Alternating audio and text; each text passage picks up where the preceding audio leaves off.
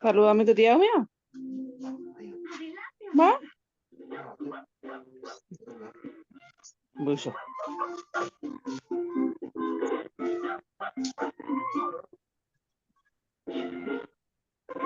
Hasta ese día.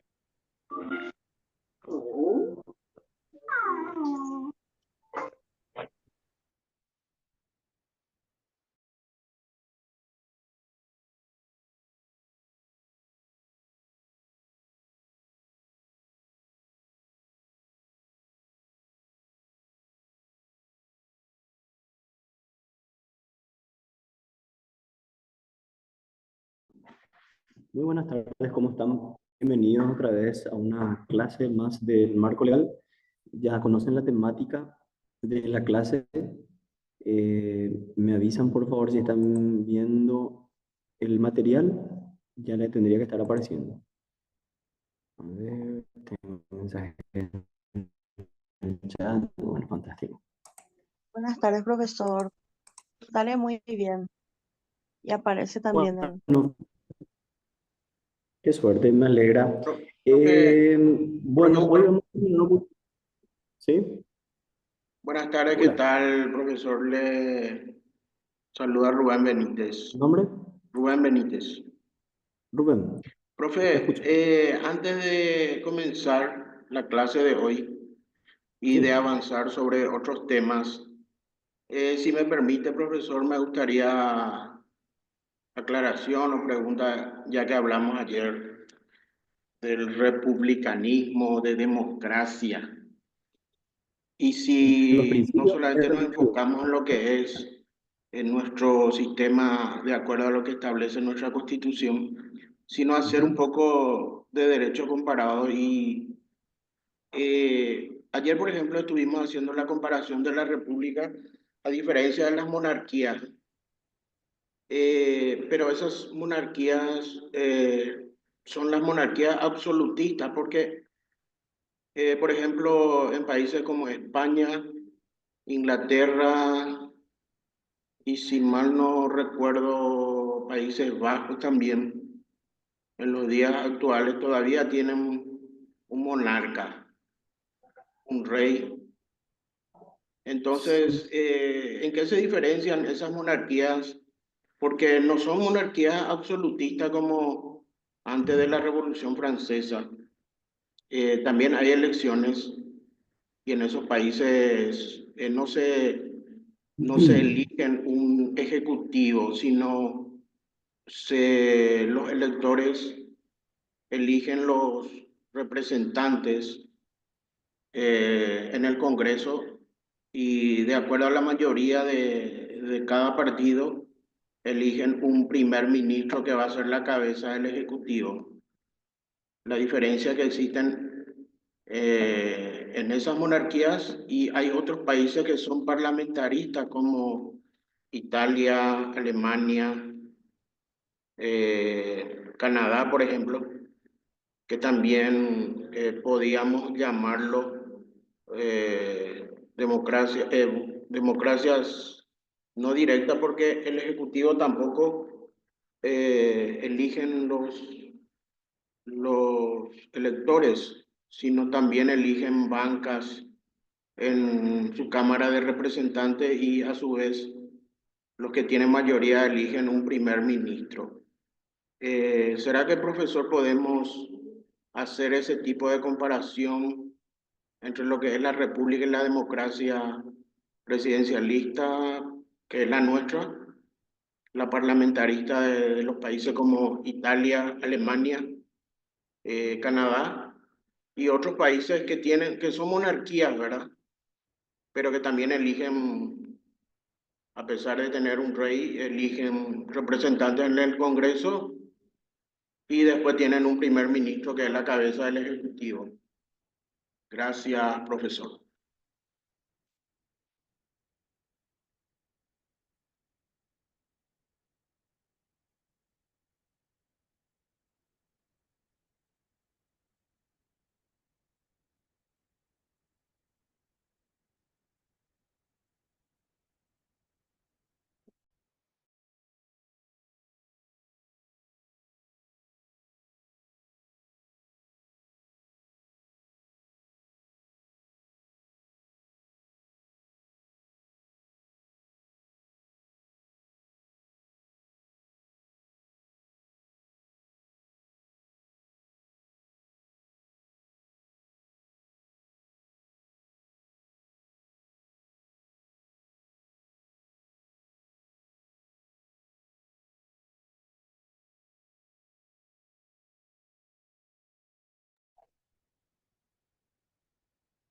Buenas tardes, ya estoy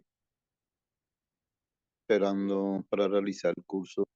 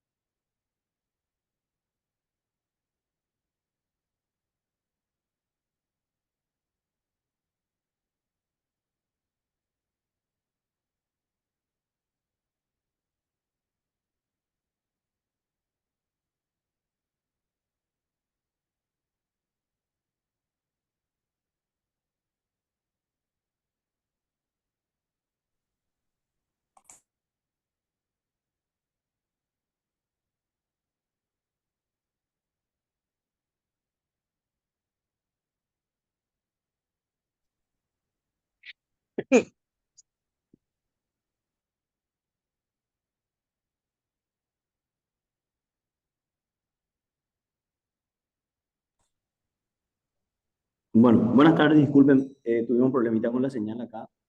Rubén, si podrías, por favor, perdón, repetir la consulta que estabas haciendo, te escucho atentamente ahora. Sí, profesor, ¿qué tal? ¿Cómo está? Buenas tardes a los demás compañeros. Profesor, viste que antes de pasar al desarrollo del siguiente tema del día de Sí, hoy, ayer estuvimos hablando de los principios fundamentales de totalmente. nuestra legislación electoral y hablamos de republicanismo, democracia Ujú. y si podíamos hablar un poco haciendo un paralelismo o con derecho comparado en cuanto a las monarquías, en particular Inglaterra, España, porque acá hablamos de la república Sí. en cuanto a antagonismo con la monarquía, ¿verdad? Bueno, en realidad no hablamos, en ningún momento hablamos de antagonismo con la monarquía, hablando directamente de de nuestra república.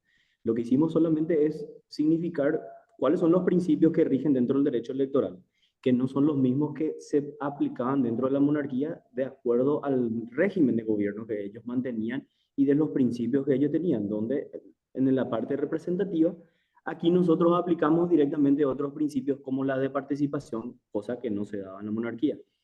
Y creo que mencionaste, pero salió muy, ya muy entrecortado, salió cómo era el paralelismo entre que existen aún algunas monarquías, sin embargo, hoy ellos ya no ejercen el poder en forma directa, sino que eligen o tienen una serie de elecciones de autoridades para lo que es el gobierno, ¿verdad? ¿Algo así mencionaste o Sí, sí, escuché mal? sí. Sí, esas monarquías, a diferencia de lo que eran las monarquías absolutistas antes de la Revolución Francesa, las actuales en Inglaterra, Bueno, España, La realidad de la evolución, vamos a hablar algo, esto solamente que voy a salir un poco del foco de lo que es nuestro tema. Voy a hacer algo así muy sintético porque eso es justamente ya una evolución del derecho, ¿verdad? Pero no tiene nada que ver ahí con la evolución del derecho electoral ni nada por el estilo, sino que ya fue una cuestión histórica, ¿verdad? En esta cuestión histórica nosotros vemos que la evolución en el derecho causó una partición del poder donde el monarca cede parte de su poder a gente que le representa dentro del Estado, donde ellos tienen una serie de elecciones que son bastante diferentes y su reforma de gobierno es un poco diferente a la nuestra, ¿verdad? Un poco mucha diferencia, ¿verdad? Porque al final el poder reside en el monarca en sí, pero este lo traslada a lo que sería, por ejemplo, le teníamos al afamado, y para mencionar solamente uno de ellos, Winston Churchill, que era el primer ministro. Entonces, sobre él descansaba justamente una parte del poder que residía justamente del monarca en él para ejecutar una forma de gobierno totalmente diferente. Pero no me quiero extender en eso porque nuestro tema es marco legal, no la parte histórica, y tampoco vamos a estar analizando esa parte de la evolución de cómo se cedió el poder de la monarquía hacia lo que es la representación del pueblo, ¿sí? Eh, Sí, en ese sentido, Rubén, fantástico. Nosotros solamente mencionamos justamente y hicimos una comparación ayer de qué otros principios rigen dentro de lo que era la monarquía, solamente haciendo una mención ya a vuelo de pájaro, ¿verdad? Nada más eso. entiendo, entiendo. Ok, gracias, profesor. Sin ningún problema. Pero es un tema bastante interesante. Vuelvas a tener. Gracias, Rubén, justamente por esa acotación, porque es un tema muy interesante, pero deberíamos tocarlo eso en historia o derecho comparado en todo caso. Bueno, déjenme voy a compartir el material, por favor, avísenme si lo ven.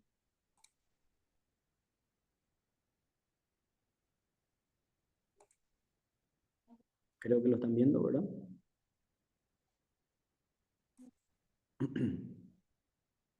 Alcanzan a ver todo, ¿verdad? Sí. Bueno, Sí, nosotros hoy estamos viendo, profesor. muchísimas gracias. Bueno, hoy nosotros vamos a seguir tocando un poco lo que es nuestra ley electoral. Vamos a desarrollar otra vez 2 clases más. El material yo hoy ya dejo aquí en el instituto porque sé que hasta mañana van nuestras clases. Ustedes el jueves tienen un repaso en forma individual y ya luego la evaluación el día viernes, ¿verdad? Así que aprovechen sumamente bien el feriado para poder repasar sobre el tema de los materiales que les voy a dar. Bueno, hoy nosotros vamos a hablar un poco del capítulo 4 y vamos a darle continuidad a la clase de ayer. Vamos a hablar de los principios y programas de los partidos políticos, ¿verdad? Y ahí hablamos nosotros que todo partido político, todo partido o movimiento político está obligado a exponer clara y públicamente sus principios políticos, justamente que inspirarán su funcionamiento a través de documentos fundamentales al accionar, tales como la declaración de sus principios, programas o bases que permitan a la ciudadanía hallarse permanentemente informada sobre los objetivos de la política. Recuerden que todo lo que ellos declaran debe ser conforme a ley, como habíamos visto, y no pueden salir de ese margen o el marco normativo que establecen esos principios rectores dentro del derecho que habíamos tocado en la primera clase.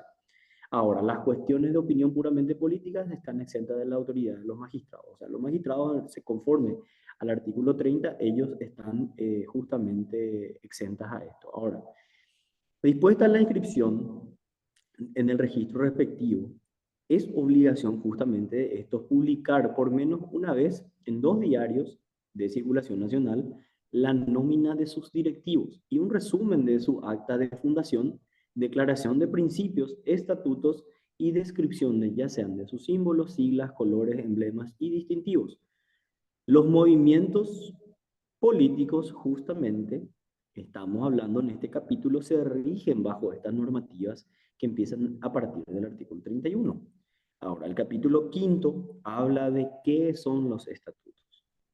Y aquí nosotros vemos que la Carta Orgánica o Estatuto de los partidos es el que establece las normas a las cuales tienen que ajustar su organización y su funcionamiento. Esta es la ley fundamental de los partidos políticos y debe contener cuanto menos las siguientes cuestiones.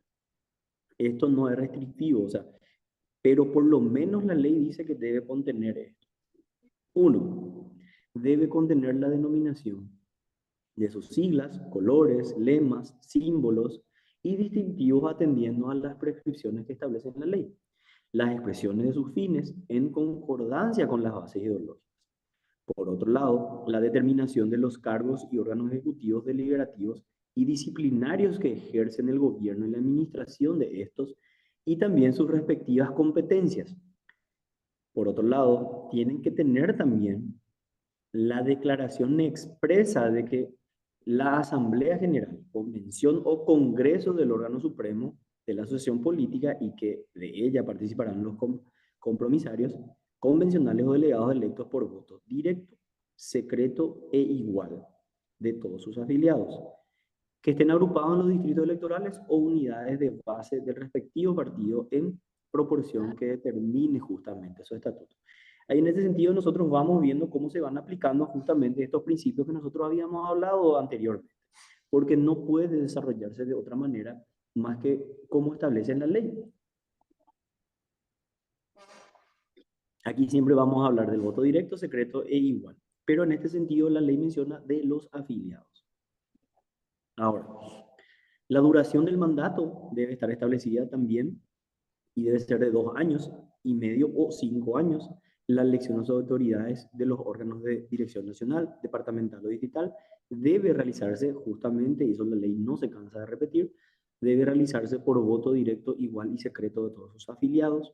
La adopción del sistema de representación proporcional establecido en este código para la distribución de escaños que garantice justamente la participación de las minorías internas en el gobierno partidario y en los cargos electivos. Y ustedes ya recuerdan, habíamos hablado cuál es el sistema. Las previsiones que garanticen la existencia y el funcionamiento de las corrientes o movimientos internos. La garantía de igualdad de todos sus afiliados para elegir y ser elegidos en cargos partidarios o candidaturas que sean propuestas por los partidos políticos. Antes de seguir un chiquitito, menciono, vamos a alargar un poquitito, hoy no vamos a dar ese receso de 5 minutitos y media, vamos a irnos un poco hasta menos cuarto, más o menos vamos a irnos por ese pequeño traspié que tuvimos con la conexión, ¿sí? Y vamos a dar 10 minutitos y nos volvemos a conectar para la siguiente clase. Vamos a tratar de avanzar lo más rápido que se pueda por el tiempo que hemos perdido. Bueno, ahora nosotros tenemos que ver que dentro de sus estatutos el reconocimiento del derecho de sus afiliados también tiene que estar justamente cuidado, garantizado para que ellos puedan presentar iniciativas, manifestar su opinión, expresar sus quejas ante cualquier órgano pertinente justamente de ese partido y ser informados de sus actividades y participar justamente de las mismas. La participación y el control de sus afiliados de la administración y la fiscalización del patrimonio y contabilidad del partido a través de los organismos pertinentes conforme justamente a los estatutos que aseguren la adecuada publicidad interna. La habilitación y actualización permanente del registro de afiliados y las previsiones para que los padrones sean entregados a los movimientos internos por lo menos 30 días antes de su elección. Las pautas para la determinación de los aportes económicos que deben hacer sus afiliados para sufragar los gastos de funcionamiento.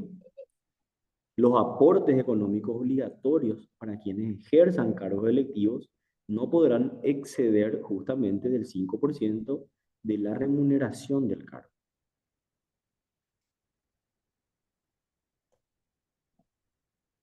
Ahora, también tienen que estar establecidos justamente las normas de conducta, las sanciones para quienes las contravengan y también los órganos que las apliquen. Dentro del estatuto tiene que haber normas de conducta, sanciones y quién aplica esas sanciones. Y estas sanciones solo pueden ser impuestas con observancia de lo que establece el debido proceso.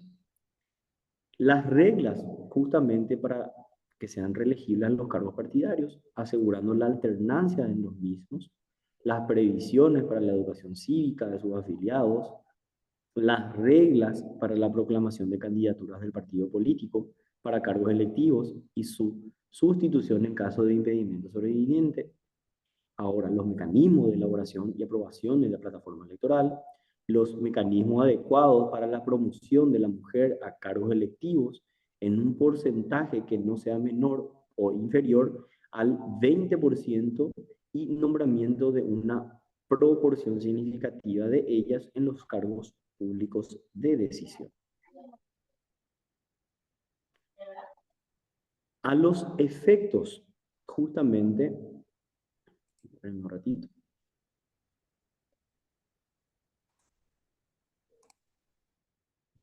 Bueno, a los efectos de garantizar la participación de la mujer en los cuerpos colegiados, a elegirse su postulación interna como candidatas deberá darse a razón de una candidata mujer por cada 5 lugares en la lista. De suerte que este estamento puede figurar en cualquier lugar, pero a razón de una candidata por cada 5 cargos a elegir. Cada partido, movimiento o alianza propiciador de listas queda en libertad de fijar la precedencia. Ahora, los partidos políticos, movimientos o alianzas que no cumplan con estas disposiciones de su selección interna, con estas disposiciones serán sancionados con la no inscripción de sus listas en los tribunales respectivos. O sea, imagínense que la ley tan importante es que establece, primero que nada, un porcentaje de inclusión, justamente, o de promoción de la mujer, y luego da una sanción a aquellos partidos que no cumplan de la no inscripción justamente en los tribunales correspondientes. También debe estar establecido el quórum legal para el funcionamiento de los órganos que sean deliberantes, el procedimiento para la modificación de sus estatutos, el procedimiento para la extinción, fusión del partido y también la mención del destino en tales casos de qué ocurrirá con los bienes de ese partido. Los estatutos de los partidos políticos deben establecer lo conducente para que los diversos organismos que lo representan a nivel nacional, regional, departamental o local resulten justamente integrados por ciudadanos electos mediante voto directo, secreto e igual de sus afiliados. Ahora, para ser candidato de un partido a un cargo electivo cualquiera, es requisito ser electo por el voto directo, libre e igual y secreto de sus afiliados. Los partidos políticos pueden presentar y apoyar candidaturas para cargos electivos de personas no afiliadas a los mismos. En casos no previstos en el presente código, se deben aplicar los estatutos y reglamentos de los partidos y supletoriamente las disposiciones legales que vengan y sean pertinentes. Ahora, ¿a qué están obligados los partidos políticos? Primero que nada, deben inscribir los registros, en los registros respectivos todas modificaciones de sus estatutos o documentos fundamentales. Informar el cambio que ocurrieren en la integración de sus órganos permanentes y todas las cuestiones y litigios internos de los partidos, movimientos y alianzas electorales no pueden ser llevados ante la justicia electoral sin antes agotar las vías estatutarias y reglamentos internos de cada partido. Hablamos de las organizaciones cuando decimos partidos, movimientos, a bases justamente acordadas por las alianzas también, ¿verdad? Todos estos interesados pueden solicitar a la justicia electoral la fijación de un plazo dentro del cual deberán agotarse dichos procedimientos. En caso de no cumplir esto, el tribunal respectivo puede abocarse el conocimiento de la causa de oficio o a petición de parte. Bueno, este articulado es muy claro y primero que nada, para poder aceptar una intervención es necesario, o mejor dicho, es obligatorio que se agoten las vías estatutarias o reglamentarias de los partidos alianzas antes de recurrir a lo contencioso electoral, ¿verdad? Ahora, hablemos nosotros un poco de la organización y funcionamiento, y el capítulo primero habla de la incorporación y la fusión. Los partidos políticos que sean reconocidos pueden incorporarse o fusionarse, para lo cual deben necesariamente solicitar a la justicia electoral el reconocimiento y en cada caso de su nueva condición, los partidos que no hubiesen obtenido este reconocimiento hasta 2 meses antes de la elección no pueden postular candidatos a cargos electivos. En caso de incorporación, desaparece el partido que se incorpora y subsiste el que lo recibe. Cuando dos o más partidos políticos se fusionan, se origina un nuevo partido político y desaparecen los anteriores existentes. Ahora, los partidos políticos fusionados pueden escoger un nuevo nombre o usar el de alguno de ellos. Son libres para decidir sobre la constitución de la nueva organización política. Las asambleas o convenciones convocadas expresamente para el efecto son las únicas que pueden resolver sobre la incorporación o fusión de sus respectivos partidos políticos. Para el reconocimiento de una nueva entidad política, la justicia electoral debe aplicar las disposiciones pertinentes que se enmarcan dentro de lo que es nuestro código. Los afiliados a los partidos políticos que se incorporen o fusionen serán considerados miembros de la nueva organización política, a no ser que expresamente, mediante una comunicación escrita, ellos indiquen su deseo de no ser parte de ella, pero necesariamente lo deben expresar. Ahora, hablemos nosotros un poquitito de qué ocurre con las alianzas, y en el capítulo 2, exclusivamente dice que los partidos políticos reconocidos podrán concertar alianzas de manera transitoria para las elecciones nacionales, departamentales y municipales, para lo cual ellos deberán solicitar a la justicia electoral justamente el reconocimiento respectivo. ¿Qué es lo que hace la justicia electoral? La justicia electoral puede denegar el reconocimiento como integrantes de la alianza a los partidos políticos que no hubiesen cumplido con los requisitos establecidos en este capítulo para el efecto. Estos quedan excluidos de la alianza sin perjuicio de que ella subsista entre aquellos que hayan obtenido reconocimiento respectivo. Los partidos políticos que deseen concertar una alianza deberán previamente cumplir con los siguientes requisitos.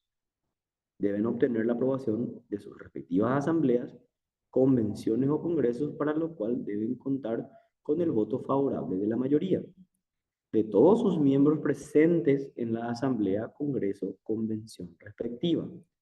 La asamblea, convención o congreso No.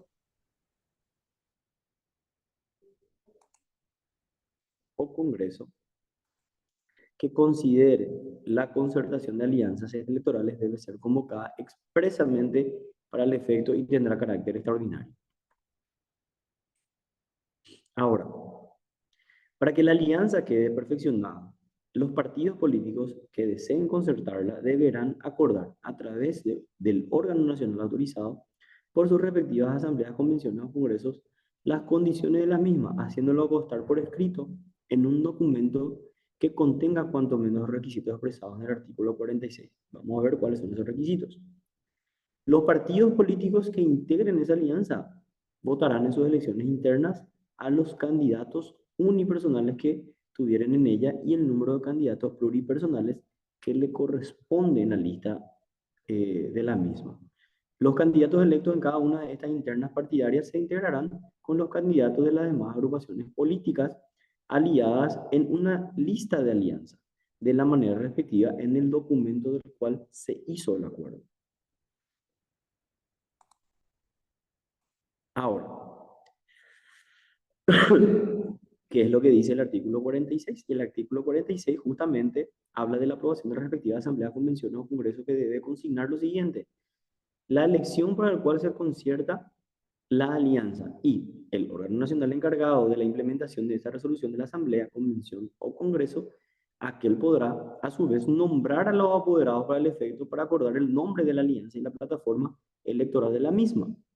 El reconocimiento de la alianza deberá deberá una imposición solicitarse a la justicia electoral por los partidos políticos que la integren en un escrito conjunto que contenga cuanto menos estos requisitos: los comicios que la motivan, la constancia de la alianza que fue resuelta por voto favorable de la mayoría de la Asamblea, Congreso o Convención partidaria, el nombre de la alianza, el sistema de distribución de candidaturas, ya sean unipersonales o pluripersonales, la plataforma electoral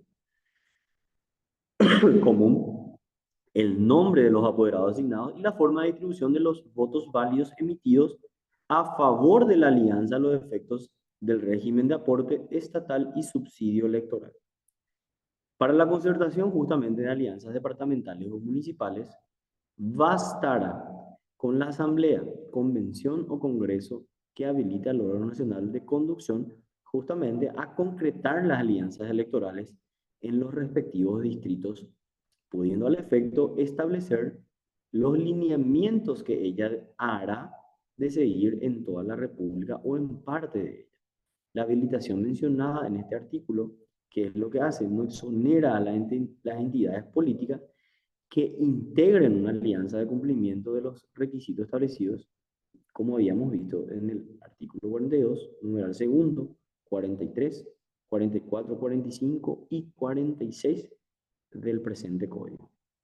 Ahora, todas estas alianzas, sean departamentales o municipales, necesariamente deben solicitar su reconocimiento al Tribunal Electoral de la circunscripción. Ahora, ¿cuándo caducan? Caducan las alianzas cuando la justicia electoral declara el resultado de las elecciones que las hubieran motivado. Para la liquidación de sus bienes se estará lo establecido por el Código Civil para las asociaciones. Bueno, entramos un poquitito más, vamos a ver a las afiliaciones. En este sentido, a partir justamente de la vigencia de este código, hay un formulario de solicitud de afiliaciones y la aceptación deberá, justamente, y el de aceptación, que deben contener cuanto menos los siguientes datos. Y aquí la ley es muy expresa y habla que en ese formulario deben contener el nombre, apellido, domicilio y nacionalidad.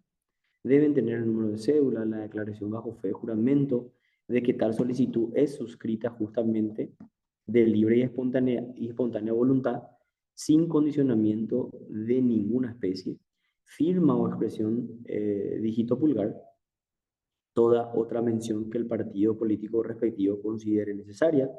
Al pie de la declaración del solicitante, las autoridades competentes de los partidos deben asentar los detalles relativos a la consideración y aceptación de rechazo de la solicitud, la certificación justamente de los datos y la firma consignada a la solicitud sean auténticos. Ahora, ¿por qué mencionamos esto? Y porque los que falsearon este certificado, esta certificación indicada en los incisos B del párrafo segundo de este artículo que habíamos visto, serán justamente pasibles de sanciones impuestas como a los funcionarios públicos por la comisión de delitos de falsedad en instrumento público. Esa es la característica que tiene justamente ese documento. Ahora, los formularios de afiliación deben ser impresos en papel consistente en una densidad no menor a 70 gramos de cartulina o duplicado, o una copia fotoestática en su caso, y será remitida justamente a la justicia electoral a su pedido. Ahora, a los efectos de su conservación, estos formularios podrán ser microfilmados teniendo la misma validez que los originales, su reproducción realizada y autenticada por la justicia electoral. La calidad de afiliado se adquiere a partir de la fecha en que la autoridad competente del partido político respectivo acepte a la persona en tal carácter. Este tratamiento de la solicitud de afiliación no debe demorarse por más de un mes desde la fecha de presentación. La comunicación de su aceptación o su rechazo se debe hacer por cualquier modo auténtico que determinen las autoridades de los partidos políticos. Ahora, hay algunas prohibiciones y ¿Cuáles son esas prohibiciones? Están establecidas justamente en el artículo 55 y dice que no pueden afiliarse justamente a partidos políticos alguno, los menores de 18 años, los inhabilitados por sentencia judicial, los inhabilitados por incompatibilidad prevista en la ley o en los estatutos del partido político, los miembros de la Fuerza Armada de la Nación y los de la Policía Nacional en servicio activo, sacerdotes, clérigos y ministros o pastores de las distintas religiones, en consonancia con lo que dispone la ley respectiva y en el inciso D del artículo anterior, deberán abstenerse de toda actividad partidaria los miembros de Fuerzas Armadas de la Nación y de las fuerzas policiales en servicio activo. ¿Cómo se pierde esa calidad? Por renuncia sentada en un documento fehaciente, por la expulsión dispuesta en virtud de un procedimiento que debe constar en los estatutos o reglamentos del partido político en los que se acuerden suficientes garantías para el ejercicio de la defensa y la afiliación a otro partido político.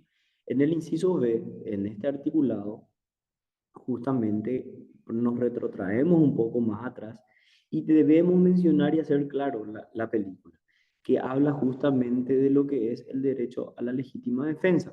Esas son garantías del debido proceso que no deben ser vulnerados justamente para la expulsión de cualquier afiliado.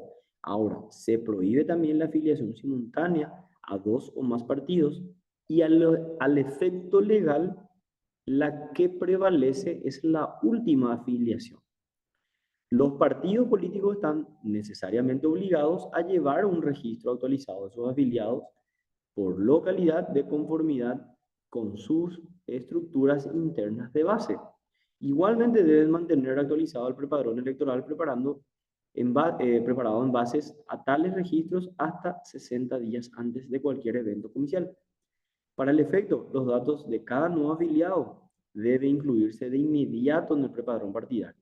La justicia electoral podrá verificar a pedido de parte el cumplimiento justamente de esta obligación. Bueno, justito. Bueno, descansamos. ¿Alguna pregunta hasta aquí? A ver, tengo preguntas en el chat. Profe, una preguntita, si se puede. ¿Sí? Sí, en relación a la afiliación, el tribunal tiene conocimiento, según el artículo, que de los afiliados de los partidos políticos.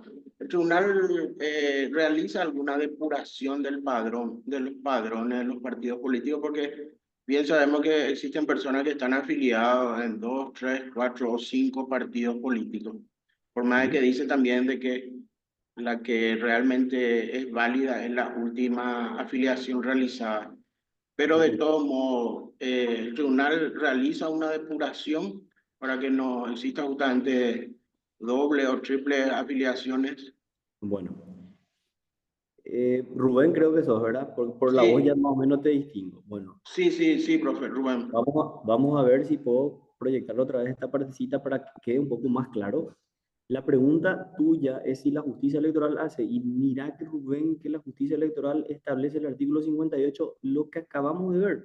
Los partidos políticos son los que tienen que llevar su registro actualizado. Es netamente responsabilidad de quién? De los Los partidos partidos políticos. políticos. Pero al final la justicia electoral puede verificar, no es debe. ¿Y cómo lo hace? A pedido de alguna parte, si se cumple o no se cumple esto, conforme al artículo 58. Pero no es responsabilidad de la justicia electoral que esos se mantengan actualizados. Son los partidos políticos los encargados justamente de dar cumplimiento a lo que establece el marco legal. Entiendo. Gracias, profe. De nada, ¿qué pasa cuando una persona figura como candidato en dos listas diferentes en una interna partidaria? Hay alguna sanción, pero a ver, nos dice GG nomás, y Guillermina creo que hizo esa pregunta. Bueno, fantástica la pregunta, Guillermina, agradezco esa pregunta. Sí, claro que sí. ¿qué es lo que ocurre? Vamos a ver un poco más adelante qué es lo que ocurre. ¿Hay alguna sanción? Y bueno, dependiendo si hay o no un reglamento, porque hay justamente una aceptación. Para presentar un listado debe haber también una aceptación de candidatura. Y en ese sentido, en la aceptación de candidatura, la persona debería haber firmado y sabe a conciencia que puede ser impugnada su candidatura en ese sentido. La sanción más grave que puede sufrir justamente es que decida de qué lista a qué lista va a participar o que también se impugne la candidatura y ni siquiera haya aceptado estar en ninguna de las listas, ¿verdad? También podría ocurrir ese caso. Pero sanción como si solamente sería arreglar esa situación donde no puede necesariamente, no puede participar en dos listas diferentes la persona, ¿verdad? Porque justamente viola algunos de los principios electorales que vimos al comienzo del módulo. Bueno, ¿alguna otra consulta? Bueno, dejo de compartir este material. Bueno, ¿les parece? Descansamos 10 minutitos y volvemos ya con la segunda parte a los efectos de poder. A ver, hubo casos de afiliación sin que la persona esté.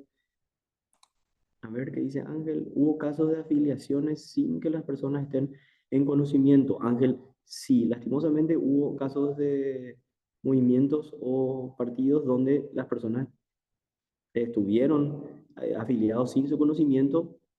Se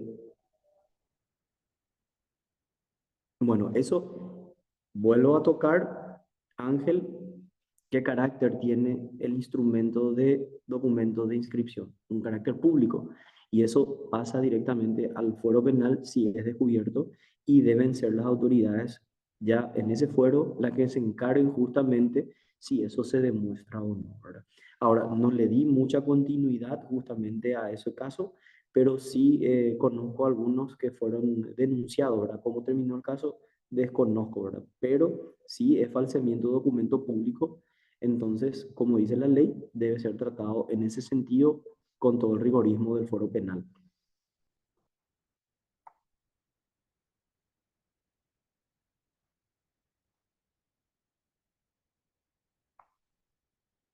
Bueno, agradezco muchísimo las preguntas. Esta pregunta a mí me fascina porque lo que genera es mucha interacción dentro de lo que es nuestro módulo. A ver, generalmente no se hace la depuración del padrón porque no le viene a los partidos. Bueno, esa es una apreciación bastante personal. María Luisa, creo que es la más acertada la que estás poniendo dentro del chat, ¿verdad? Sí, creo que también no les conviene justamente, pero la ley establece el procedimiento por el cual uno puede solicitar eso para que esté el padrón actualizado.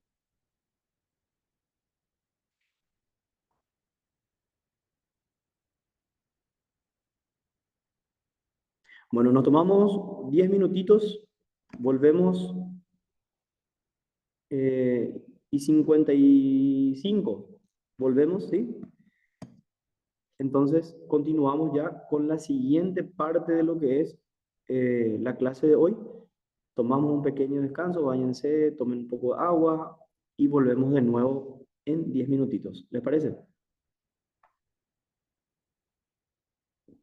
Ok.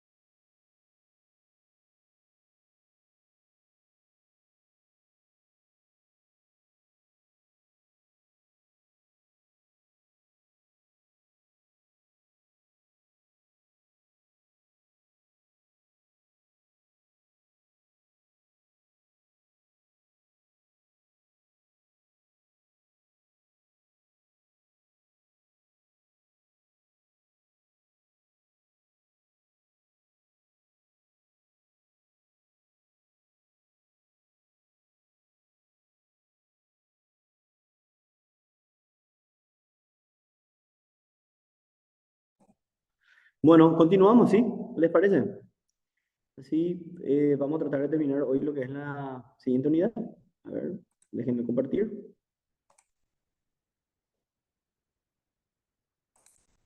Bueno.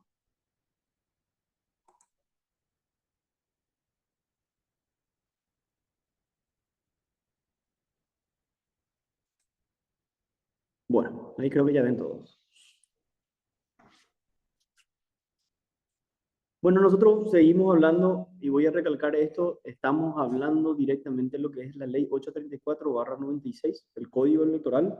Por eso siempre lo pongo como primera premisa para que ustedes no pierdan el hilo. Hablamos de los artículos que estamos tocando. Hoy seguimos un poquitito lo que es el partido político y vamos a hablar un poquitito acá nosotros del capítulo cuarto. Entramos a hablar del funcionamiento justamente interno de estos. Y el funcionamiento de los partidos políticos, al igual que su organización, deben ajustarse a principios democráticos. Por eso le había dicho que la primera clase que nosotros tuvimos es crucial que conozcamos estos principios.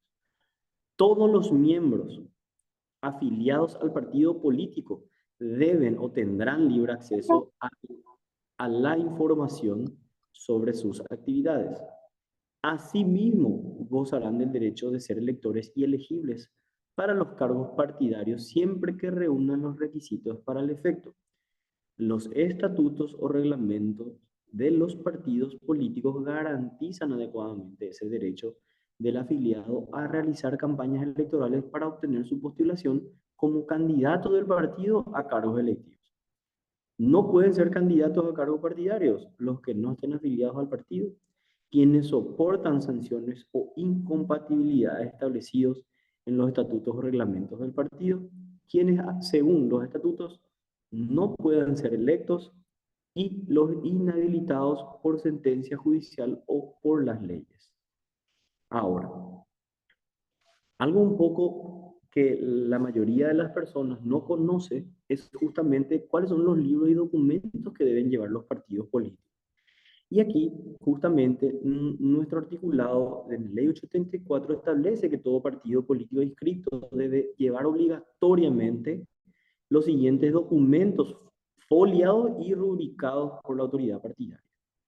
Registro de afiliados y prepadrón actualizado en matriz informática, actas de asamblea, congresos, convenciones, actas de sesiones o reuniones de sus órganos directivos, asistencia a asamblea, congresos o convenciones con la documentación que habilite a los partícipes, sus resoluciones, su inventario, caja y personas físicas y jurídicas que realicen justamente contribuciones o donaciones.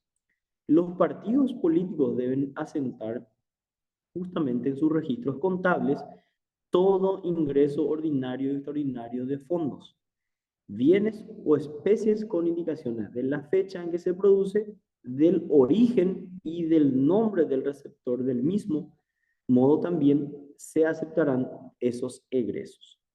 Ahora, vamos nosotros a ver justamente lo que es o lo que ocurre cuando existen elecciones internas en primer término.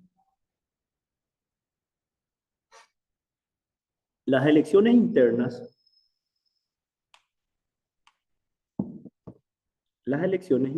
los candidatos de cada movimiento partidario deben llevar un registro de los ingresos que percibieron y los gastos en que incurrieron durante todas las campañas electorales internas, incluyendo las elecciones de autoridades partidarias. Cada candidato de cada movimiento interno partidario debe realizar ante dicho movimiento una declaración de gastos de campaña dentro de los 5 días siguientes a la oficialización de las candidaturas propuestas, en la que consignen todos los activos y recursos destinados a su campaña.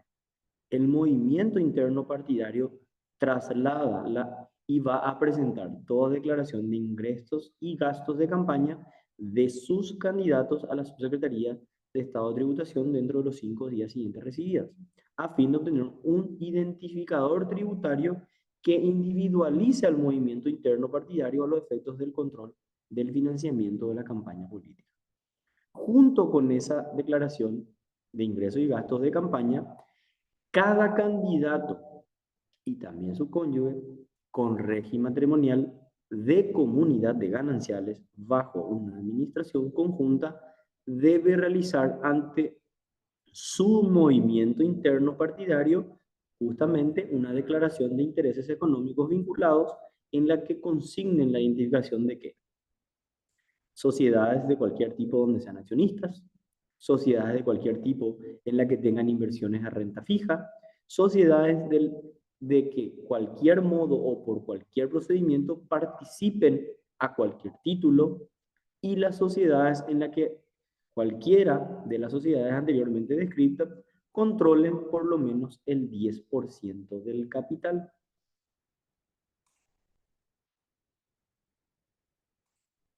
Bueno, el movimiento interno, ¿qué es lo que hace? Traslada al tribunal electoral partidario. Y quiero que atiendan muy bien, estamos siempre hablando justamente de elecciones internas, ¿sí?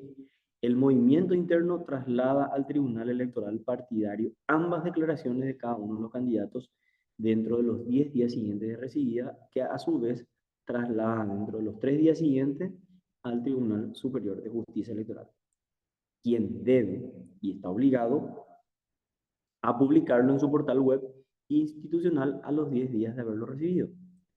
La documentación comprobatoria de esos ingresos provenientes de las donaciones recibidas, ya sean de personas físicas o jurídicas, serán respaldadas por recibos con membrete y el identificador tributario del movimiento respectivo, detallando los datos completos del aportante. Los candidatos presentarán a los movimientos internos partidarios y estos a los tribunales electorales partidarios un informe justamente detallado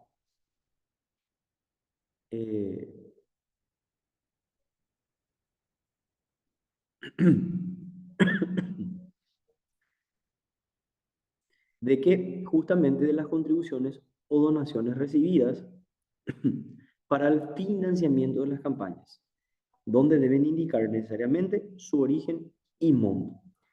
El análisis de los ingresos presentados será realizado por el Tribunal Superior de Justicia Electoral en formato que el tribunal reglamenta. Los movimientos internos que no dieren cumplimiento a esta obligación serán pasibles de multas equivalentes a 300 jornales mínimos legales para actividades diversas no especificadas a ser aplicadas por el órgano disciplinario con observancia de las garantías del debido proceso.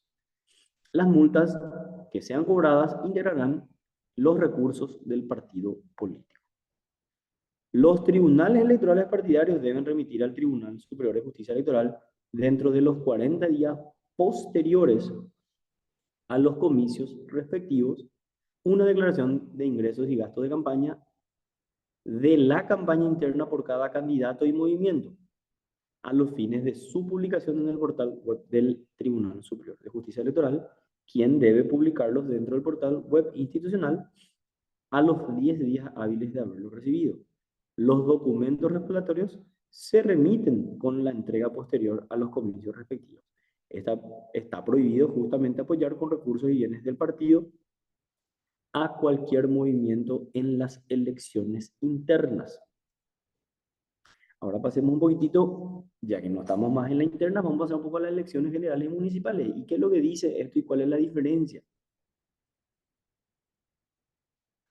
Y aquí hablamos nosotros de, primero, que cada candidato de cada partido, movimiento político, alianza y concertación electoral debe realizar una declaración de ingresos y gastos de campaña dentro de los 5 días posteriores a la oficialización de las candidaturas presentadas, en la que se deberán consignar todos los activos y recursos a ser destinados a la campaña.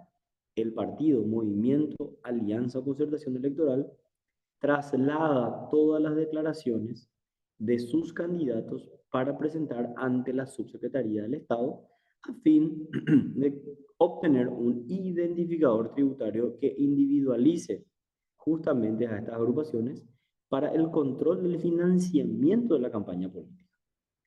Este identificador debe ser utilizado por el registro y la documentación de todos los ingresos y gastos de cada partido o agrupación que se efectúe con relación a la campaña, debiendo llevar al efecto un registro contable simplificado sobre los cuales se debe efectuar una remisión mencionada justamente anteriormente, conforme a la reglamentación que al efecto dicta el Tribunal Superior de Justicia Electoral. Y aquí vemos nosotros que también los candidatos presentarán a su partido, movimiento, alianza o concertación nacional su declaración de ingresos y gastos de campaña. El análisis de estos informes presentados será realizado por el Tribunal Superior de Justicia Electoral en un formato que la justicia electoral, el tribunal es el que dictamina. El partido o cualquier agrupación que está mencionada dentro de este marco normativo remite al Tribunal Superior de Justicia Electoral dentro de los 60 días posteriores a los comicios respectivos una declaración de ingresos y gastos de campaña, justamente aquí la diferencia, por cada candidato a los fines de su publicación en el portal web del Tribunal Superior de Justicia Electoral, quien debe publicarlo a los 10 días hábiles de haberlo recibido. Ahora, todos los comprobantes y toda la otra documentación relativa a los registros contables deben ser conservados justamente por la autoridad partidaria competente por lo menos durante 5 años. Ahora, ¿cuáles son las disposiciones comunes sobre esto? Que los gastos electorales propios del día de la elección deben justificarse con comprobantes legales debidamente timbrados por la Subsecretaría del Estado de Tributación, que es dependiente ya hoy del Ministerio de Economía y Finanzas en plena y efectiva vigencia. Una unidad especializada de fiscalización presidida por funcionarios del Tribunal Superior de Justicia Electoral. Un momentito.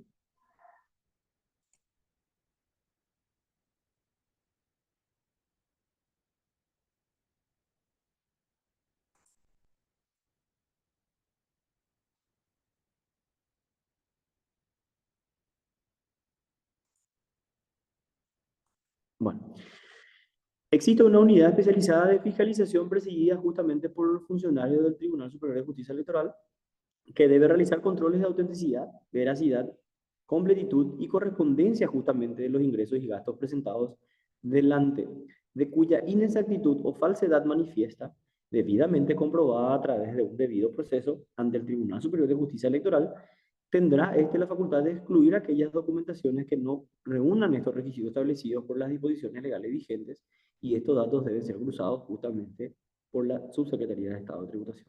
Posteriormente, la verificación realizada por el tribunal y en caso de comprobación judicial de la violación del artículo 68, inciso G, se debe sancionar al candidato infractor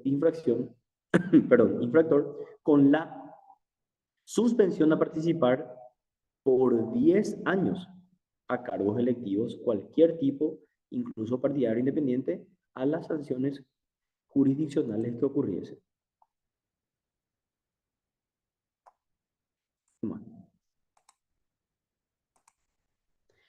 Ahora, las estructuras administrativas descentralizadas de los partidos políticos deben llevar también registros contables locales o regionales. Esos libros y registros repetidos deben ser rubricados y también deben ser registrados por el Tribunal Electoral, pero ya en este sentido de la circunscripción competente. Cada partido, movimiento, alianza o concertación debe remitir al Tribunal Superior de Justicia Electoral el balance, cuadro demostrativo de ingresos y egresos, así como un registro contable detallado de las contribuciones o donaciones recibidas para el financiamiento de estos, con indicación de su origen, conforme a los formatos que serán reglamentados por el TSJE, quien debe publicarlos en su portal web siempre a los 10 días de haberlos recibido. En el caso de los partidos políticos, alianzas o concertaciones, además de lo señalado, debe presentar al Tribunal Superior de Justicia Electoral el informe pormenorizado con la correspondiente documentación respaldatoria acerca del cumplimiento que ha dado a lo dispuesto en el artículo 70, dentro de 90 días de finalizado justamente el ejercicio anual. Si el posterior análisis de estos reportes surgiere la necesidad de solicitar alguna otra documentación que permita proceder con el proceso de verificación de los mismos, el Tribunal Superior de Justicia Electoral puede justamente realizar el requerimiento correspondiente. Ahora, la Subsecretaría del Estado de Tributación y Secretaría de Prevención del Lavado de Dinero o Bienes coadyuvan a las actividades justamente de fiscalización realizadas por el TCJE en el ámbito de aplicación de la presente ley, sin perjuicio de las facultades propias que tenga ya el Ministerio Público para las persecuciones o violaciones que ocurriese dentro de estas documentaciones. A ver. Bueno. Hablemos nosotros un poquitito del patrimonio de los partidos y movimientos políticos. El capítulo primero justamente habla, en este sentido, habla de los bienes y recursos. Y vemos nosotros que el patrimonio del partido o movimiento político se integra con los bienes que actualmente poseen, las contribuciones de sus miembros, los aportes y los subsidios que asigne el Estado y otros recursos que prevean los estatutos o actas constitutivas respectivamente forman parte del patrimonio justamente de los partidos movimientos políticos. Los partidos, movimientos, alianzas y concertaciones y los movimientos internos de estos no podrán aceptar o recibir directa o indirectamente en forma monetaria o no monetaria, ¿qué cosas? Primero que nada, contribuciones o donaciones de entidades extranjeras como gobiernos, fundaciones, partidos, movimientos políticos, instituciones y personas físicas o jurídicas, salvo que tratándose de personas físicas o jurídicas, las mismas fijen una residencia en el país y en el destino de su contribución o donación sea para cubrir costo de actividad de formación, capacitación e investigación del partido o movimiento político. Todas contribuciones o donaciones de entidades autárquicas y descentralizadas nacionales, departamentales, municipales, de empresas del Estado, empresas concesionarias del Estado o que exploten el juego de azar. Contribuciones o donaciones de personas que se encuentran en condiciones de subordinación administrativa o relación de dependencia cuando aquellas se realicen a través de organismos oficiales por deducción de salarios en planillas de sueldo. Eso es lo que habíamos visto anteriormente, cuánto sería el aporte mínimo, pero aquí no pueden hacerlo ya por la deducción de salarios o planillas de sueldo. En ese sentido ya no hay una obligación para el aporte, y el aporte más o menos se vuelve hasta casi voluntario, pero para poder participar justamente deben estar al día con esos aportes, conforme a lo que establece el estatuto, ¿verdad? A ver, Bueno, sigamos.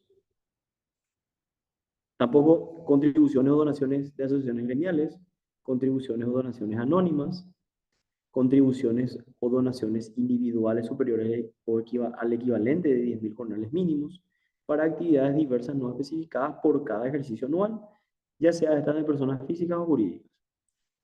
Tampoco, y en especial sobre estos hechos que están enmarcados dentro de leyes especiales, las contribuciones o donaciones de personas que estén condenadas por la comisión de hechos punibles calificados como crímenes por la legislación penal vigente. Especialmente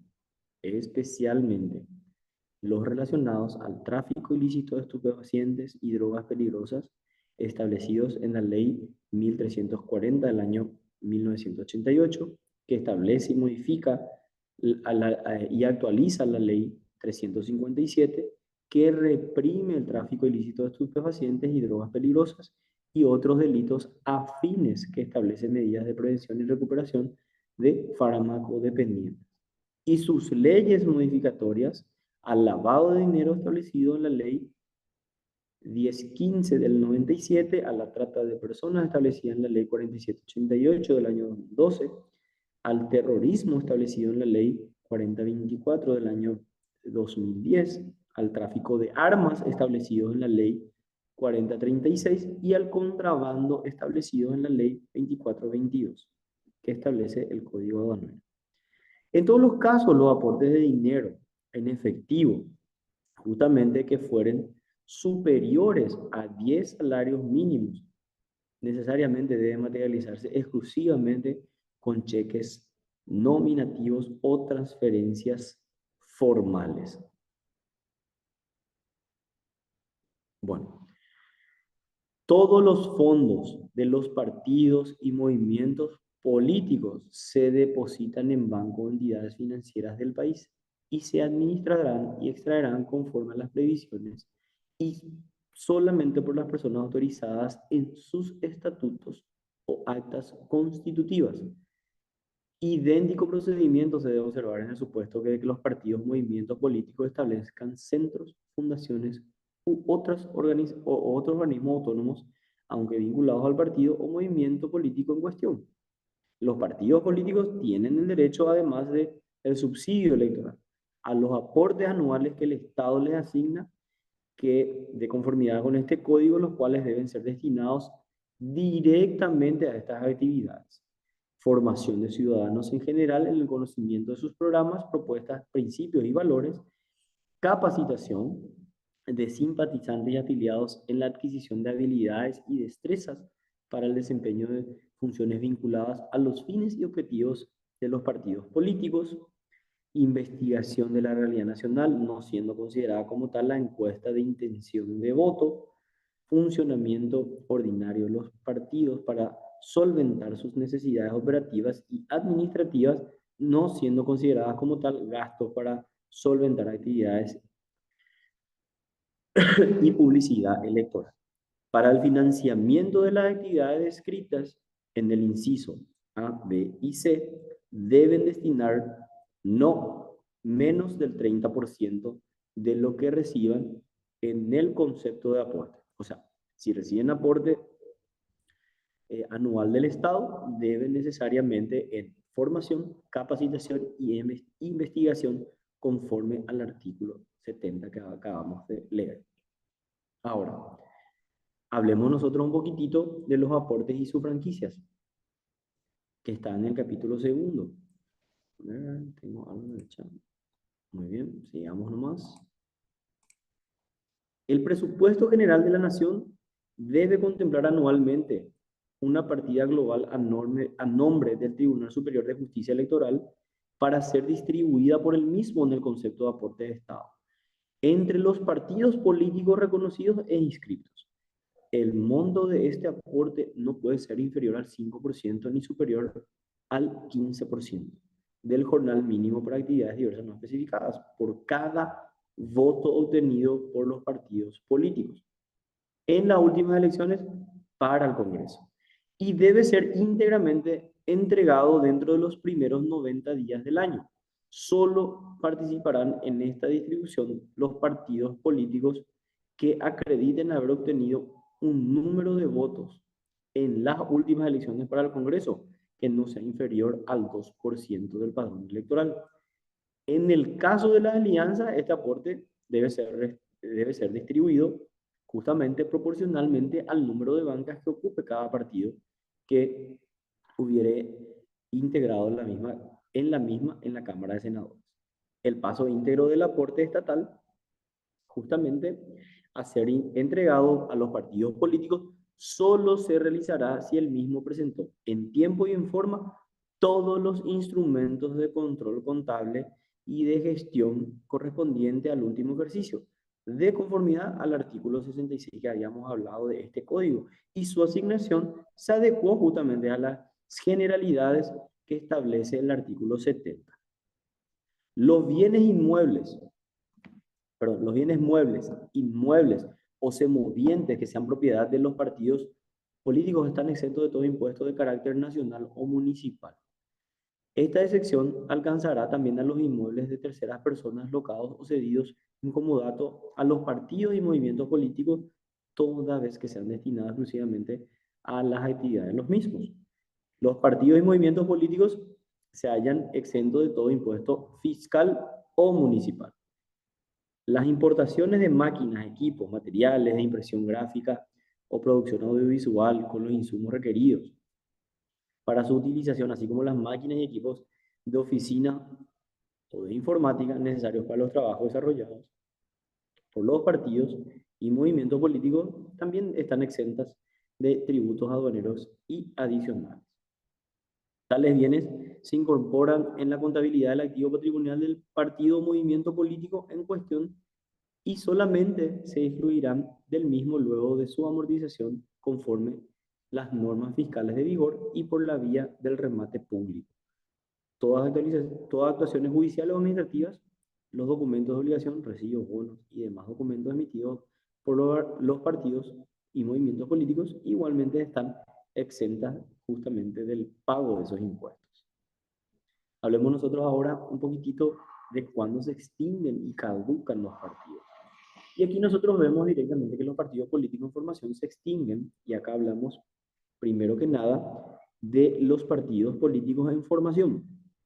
Y vemos nosotros que se extinguen de pleno derecho si al cabo de 2 años, como habíamos hablado ya en la clase número 2, perdón, en la parte 2 de la clase número 1, que se extinguen a cabo de 2 años de su constitución de no haber obtenido justamente su reconocimiento como un partido político.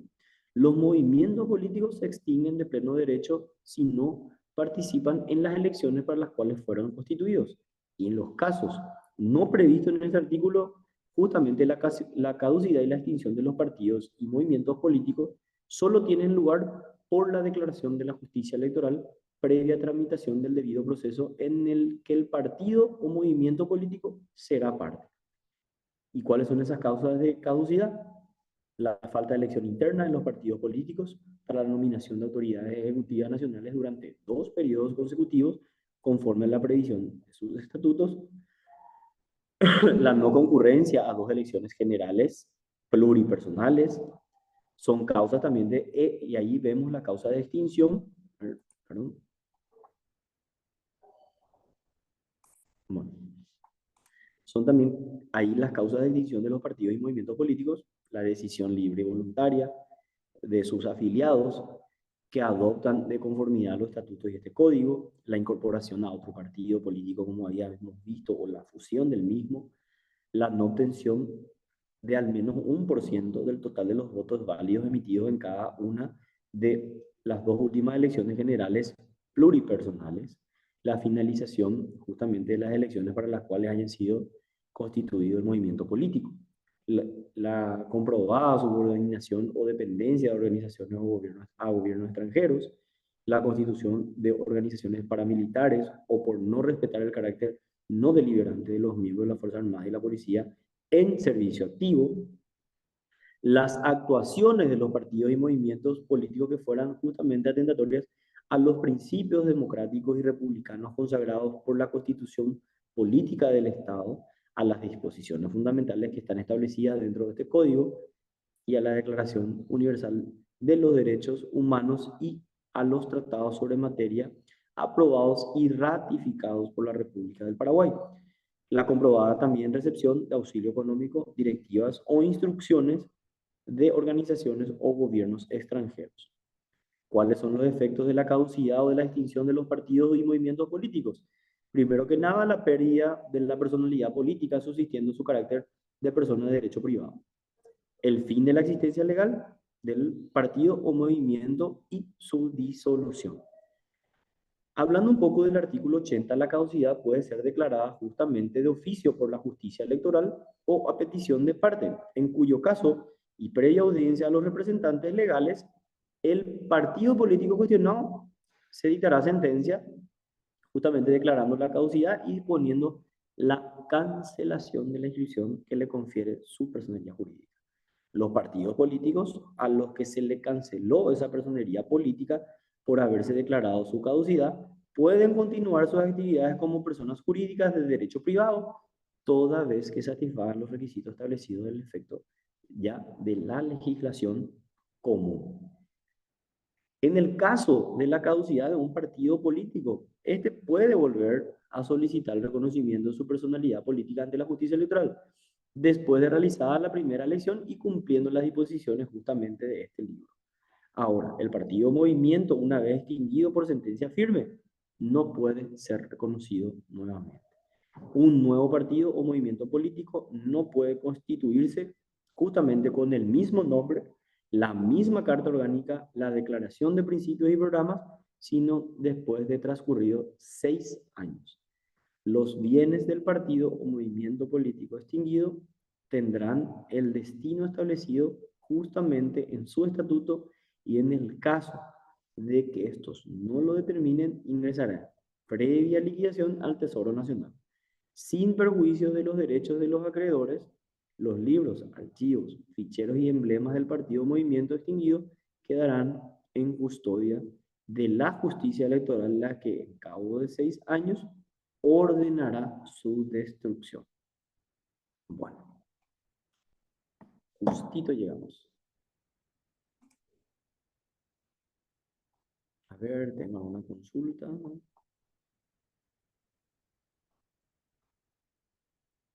Bueno, hasta aquí llegamos, ¿sí? No hay ninguna consulta, una pregunta.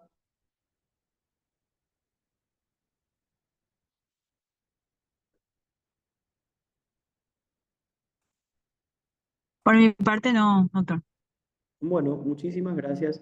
Les quiero decir que hoy ya le estoy dejando todos los materiales, ya inclusive lo que vamos a ver la siguiente clase, ¿sí? El instituto ya se va a encargar de alzar esos materiales. Ya estamos preparados hasta la clase número 6 con algunas cuestiones bastante puntuales que quiero que vean en el material, por favor. Solamente del material van a salir las preguntas de evaluación, ¿sí? Quiero que vean eso, por favor. Aprovechen este jueves, que es un feriado bastante espectacular. Entonces, lean bien el material, ¿sí? De Yo mi creo que está parte, muy claro, profesor.